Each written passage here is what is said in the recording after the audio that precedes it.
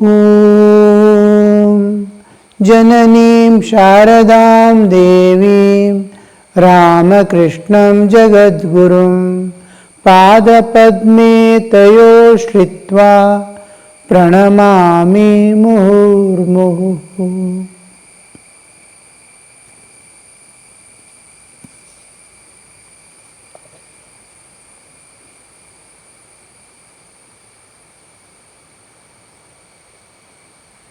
Sri Ramakrishna is continuing.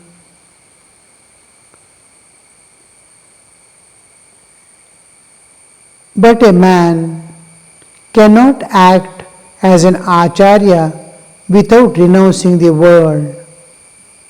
People won't respect him. They will say, "Oh, he is a worldly man. He secretly enjoys women and gold himself, but tells us that God alone is real and the world is unsubstantial, like a dream." Unless a man renounces everything, his teaching cannot be accepted by all. Some worldly people may follow him. Keshav led the life of a householder, hence his mind was directed to the world also. He had to safeguard his family interests. That is why he left his affairs in such good order, though he delivered so many religious lectures. I will go back one line. He had to safeguard his family interests. That is why he left his affairs in such good order, though he delivered so many religious lectures. What an aristocratic man! He married his daughter too. Inside Keshav's inner apartments, I saw many big bedsteads. All these things gradually came to one who leads the householder's life. The world is indeed a place for enjoyment. Sri Ramakrishna is explaining the causes why few people are not able to accept Keshav or anyone. He is telling about the Keshav's emptiness perhaps, and Sri Ramakrishna is answering it, clearly making it. He has to look after. Being a householder, he has responsibilities to discharge. He has duties to perform. So he cannot escape. At the same time, he feels for the others. Not only as a profession, but as a love and compassion for the beings. He wants something to be done. Each man has to, somewhere or other, he has a soft corner for the suffering mankind. Those who have passed through some amount of suffering in their lives, they feel for the others, "Oh, I have suffered." He is suffering. He has experienced what is suffering. He is able to understand what it is when it comes to the other also. Suppose a man has never experienced any suffering, other man's suffering, he will not take it so serious. He understands, he may serve a little, but as experiencer, I am experiencing that kind of experience. I am putting myself in his shoes and seeing how the shoe is biting. So to that extent, if I am able to understand, I must have passed through those sufferings or similar sufferings.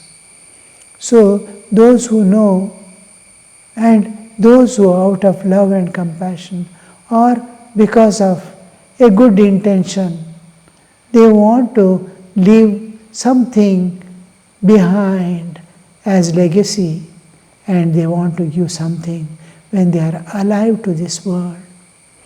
All will not be able to renounce. And once they have entered, afterwards if this thought comes, They can neither leave nor go away from the thing. They have to stick on. Because by the time all these things of life are settled down, they are ready to leave. The old age enters into the bodily existence and makes that fine body which was in youth proudly moving about with all confidence. He is there standing with helplessness. When the knowledge and time for renunciation comes, physically and mentally, they are tired and unable to. But the desire stands in them at all times. To small degree, to the higher degree, I must give something to this world before I go. So Keshav also had that interest. I know certain things. I have learned some things. I have read something. And this he is trying to understand and bring to their knowledge. Now, whatever he has experienced, I have read, I have known. This is truth, I know. I want to give to others. So he begins an institution, and but a innermost, when they suffer and understand the suffering, their own family people for whom they are responsible, they want them to be happy. One of the biggest mistakes he makes is to marry his daughter to a rich man, against the principles of the institution which he has, this Brahmo Samaj, against the rules of he marries. That makes a big conflict, and it gets split into two parts. He's telling one thing, he's taking vows of something, and he is functioning against it. So it got split. Brahmo Samaj and Sadharana Brahmo Samaj, two institutions came into picture. So regarding that, this is going on because of that. Sri Ramakrishna is telling after he is a householder. He is not a sannyasin. He has to look after his own family. He has responsibilities to discharge, and his attention is diverted. All people will not accept if he is a householder. They will think he is enjoying secretly. But whereas a renunciate, telling something, they accept because he is free from all possessions, all obligations, and all self-interest, selfishness, and self-centeredness. So he is able to give to others, and people accept. Those who are not wicked and evil, all will accept. So Sri Ramakrishna is explaining that Keshav Sen inherited those bedsteads when his ancestral property was divided. Anar is telling, not because of his daughter's marriage, he got those things flooded in their house. It is his ancestral property. And for Keshav to take part in the division of property, whatever you may say, sir, Vijay Babu told me that Keshav had said to him, I am a partial manifestation of Christ and Gauranga. I suggest that you declare yourself as Advaita. Do you know what else he said?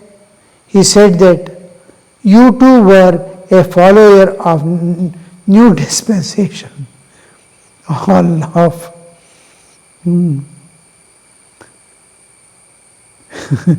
I will read this paragraph again. Keshav Sen inherited, Ram is telling, one of the devotees.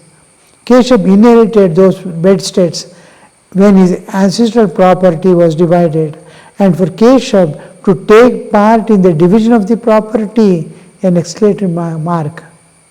Nobody expected that Keshav would claim. You see, those who are on the spiritual path and basic needs are satisfied, then they don't go for anything more.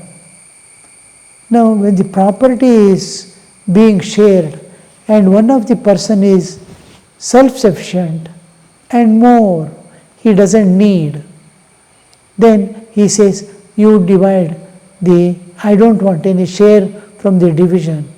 You equally divide among yourselves. This is what they expect because he is leader of an institution, honored by many. Now many people are there who don't take anything, not even a single pie, even though they are poor enough. Now we have a Sharda Foundation institution. The owner who looked after from his birth, he was born there and he is in his 90s now. 4 or 5 years back, we purchased it from him. He said, no, if you give me money, I will not sign the documents. I don't want any money. I want this to be handed over to you. And their whole life, they did not keep anything, went on plowing. Even today, at the age of 92, the couple, they don't have children, and they plow the land, grow the vegetables and what they need in their life, depend on that, and excess they give to the ashrama with their own hands, without a labor at that age. There are people like Sri Ramakrishna who have not been, they are totally, what I can do till the last my breath, I will plow the land and eat my food. And never, the God did not deprive them because they have given them a considerably good health, and without any possession, they spent this is the trust in God. They spent their whole life without any possession. No possessions, no money, no wealth. One land from the birth time, which his mother had given to him, to hand it over as if he has done the watchman duty his whole life, to hand it over to an institution working for the world. So they find, when now they don't have children, but all sadhus and brahmacharis calling them grandpa, and moving about, whatever they need, how much of joy and freedom of the soul. They don't have anything. They have a heart. Whatever they plow, they used to distribute to the poor. They were keeping till the few decades when they are not able to look after. They gave away, but they were having earlier about 20 cattle, and all milk was meant for the children of the village, free of cost. Anybody can come who have children and take the milk and go. So with empty hand they live, total trust in God and an open heart to give. Such people are there. This is what they are expecting. Being a leader of a society, being leader of a institution, religious and spiritual institution, small amount of sacrifice they want them to make. So there is an exclamation. And for Keshav to take part in the division of property, there is an exclamatory mark.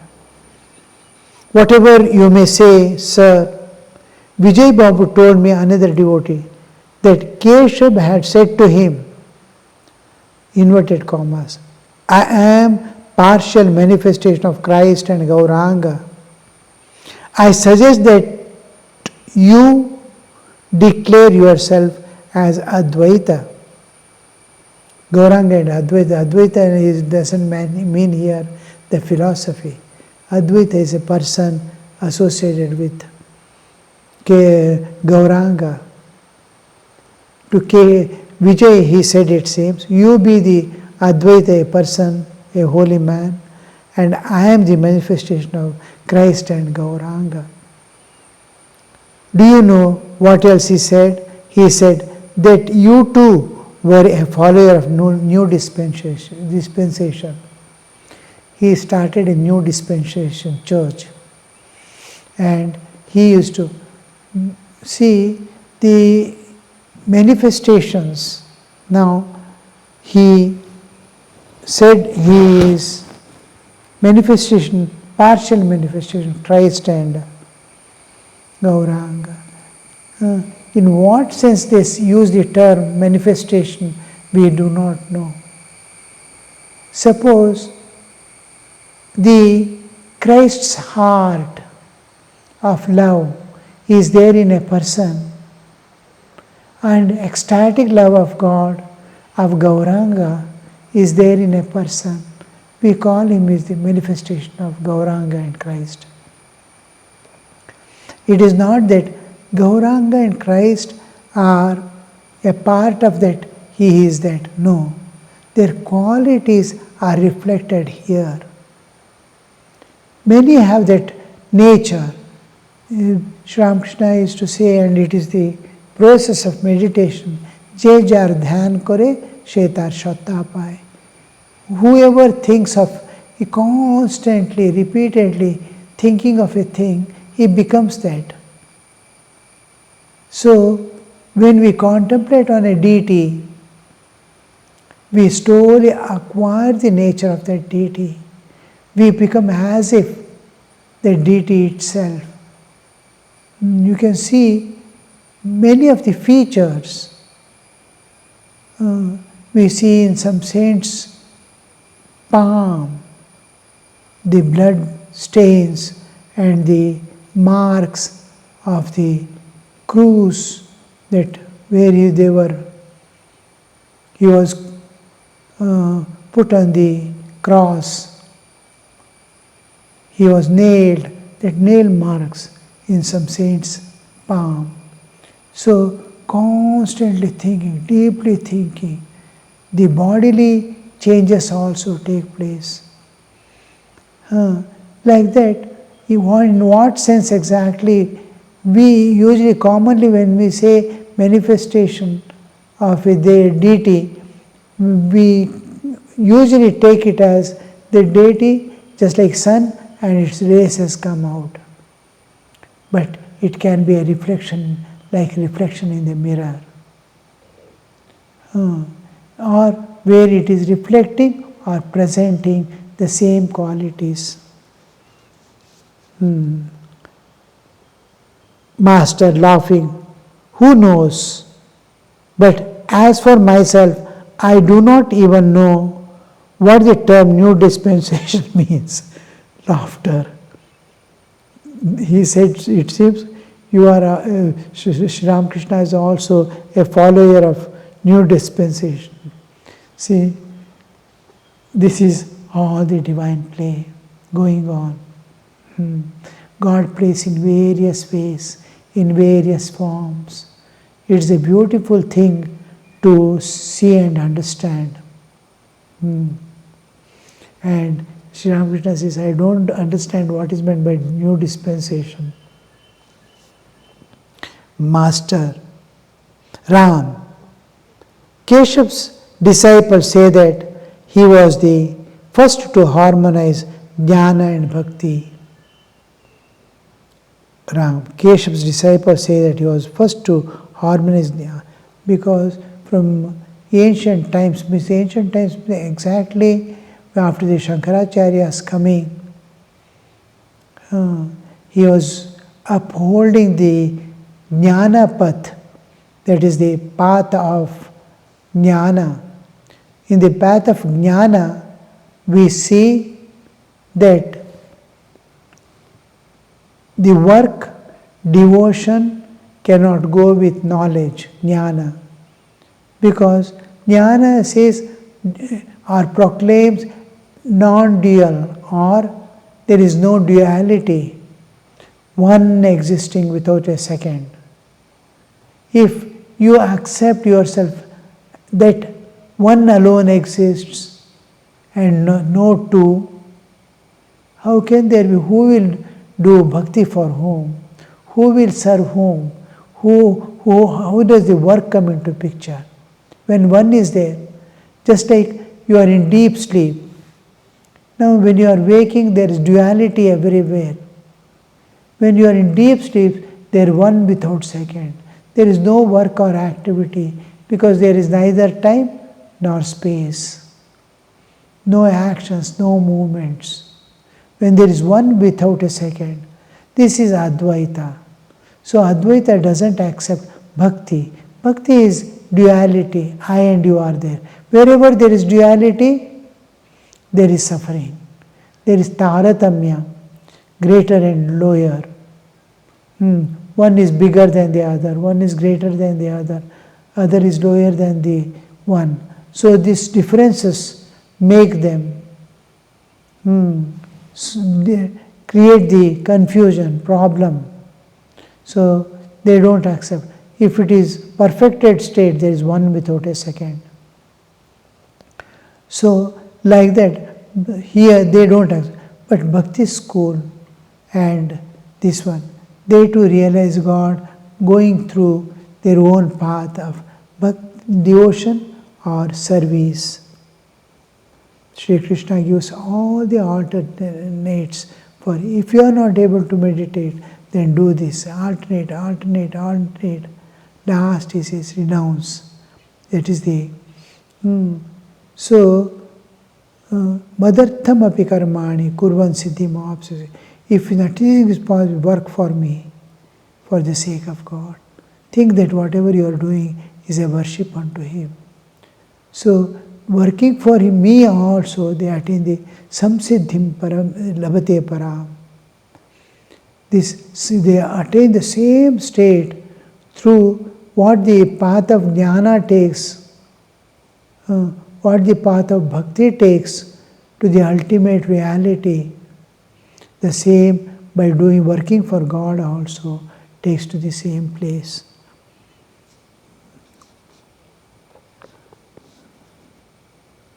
Master, that conflict used to be there. So Sri Ramakrishna, after seeing all the paths, one of the important features he presents is that samuchaya may not be possible, but samanvaya is possible. Samuchaya is making two blend, work and the spiritual ideal, to blend Advaita and working, Advaita and devotion, going together. Mixing them, joining them is not possible. Blending them is not possible. But Sri Ramakrishna says, but they can go parallel to each other together. Samuchaya may not be possible, but samanvaya is possible. So, in most of the things, to harmonize, to reconcile, Sri Ramakrishna stands there with the full knowledge of all the paths that he has. Master, in surprise, how is that? What then of the Adhyatma Ramayana, even the Tulsidas Ramayana, Manas, in that also you see a beautiful blending of bringing the bhakti and jnana together. Dakshineswar Marathi, beautiful text on Bhagavad Gita. where jnana and bhakti are beautifully combined. So Sri Ramakrishna says, Keshav's disciples say he was Ram is telling, Keshav's disciples say he was the first to harmonize jnana. Sri Ramakrishna says, what then of the Adhyatma Ramayana? Is it written there that while praying to Rama, Narada said, dwellest with us as man, thou appearest as a man, in reality thou art not man, thou art the Supreme Brahman. Rama said, Narada, I am very much pleased with you. Accept a boon from me. Narada replied, what boon shall I ask of thee? Grant me pure love for thy lotus feet, and may I never be deluded by thy world bewitching Maya. The Adhyatma Ramayana is full of such statements regarding jnana and bhakti. See, Sri Ramakrishna is spontaneously giving he is illiterate, but having knowledge of everything, direct experience also. This logic is only to convince the brain that which has not touched the spiritual boundaries. Otherwise, it is not necessary. Everything is possible for God. He can be Dvaita, Advaita, Vishishta, whatever man can think of, he can be. He has no limitations. The first definition in Hinduism of God is one who is unlimited, not limited by anything.